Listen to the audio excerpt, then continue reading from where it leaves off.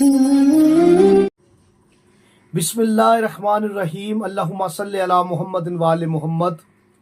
تمام حمد کی تسبیح ہے اس پاک ذات کے لیے جس نے ہر شے کو عدد میں گن رکھا ہے، اور درود و سلام محمد و آل محمد پر جو ہر شے کی عدد کو جانتے ہیں۔ میں طالب علم حرف و عدد گلفام علی حسینی، اور آپ دیکھ رہے ہیں فیض حسینی ٹی وی۔ 5 محرم کا وظیفہ۔ 5 محرم کا وظیفہ چھوٹا سا سورہ فاتحہ کا وظیفہ ہے۔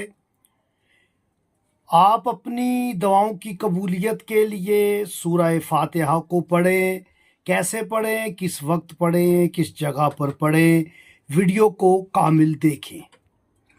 محرم الحرام کا عدد آپ جمع کر لیں۔ محرم کے 288، الحرام کے 280 جمع کریں گے تو 568 کا عدد آئے گا۔ آپ دیکھ سکتے ہیں محرم الحرام کا یہ عدد ہے۔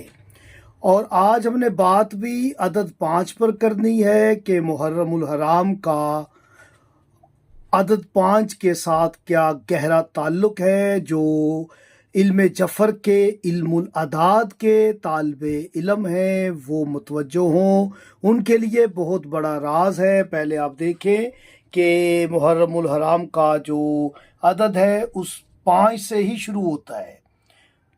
اب آپ دیکھیں کہ 568 سب سے پہلے 5 ہے، پھر آپ 6 اور 8 کو جمع کر لیں۔ 5 کے بعد 2 ڈیجٹ جو ہے 6 اور 8 آپ انہیں جمع کر لیں گے تو 14 کا عدد آئے گا، اور 1 + 4 پھر آپ دیکھیں گے تو 5 کا عدد آ جائے گا۔ یعنی 5 محرم کا وظیفہ، محرم الحرام کا عدد ہر زاویے سے 5 ہی بنتا ہے۔ باعتبار نزول سورہ فاتحہ سورہ الحمد شریف 5 نمبر پر نازل ہوئی ہے۔ آپ نے مجلس امام حسین میں جانا ہے۔ کوشش کریں کہ اس مجلس میں جائیں جہاں پر شہادت مظلوم کربلا امام حسین علیہ السلام ہو، یعنی جہاں پر شبیہ ذوالجناح کی برآمدگی ہو۔ آپ اس مجلس میں جائیں جب شہادت امام حسین علیہ السلام بیان کی جائے، آپ نے فوراً آنکھوں میں جب آپ کے آنسو ہوں تو 5 مرتبہ سورہ فاتحہ پڑھنی ہے، اور پڑھ کے امام حسین علیہ السلام کو ہدیہ کر دینی ہے۔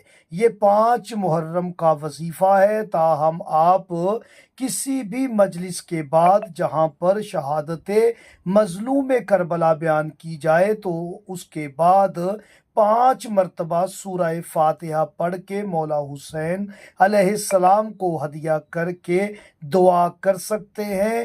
مظلوم کربلا کے صدقے اللہ پاک آپ کی گئی دعا کو جلد قبول فرمائے۔ آمین ثم آمین۔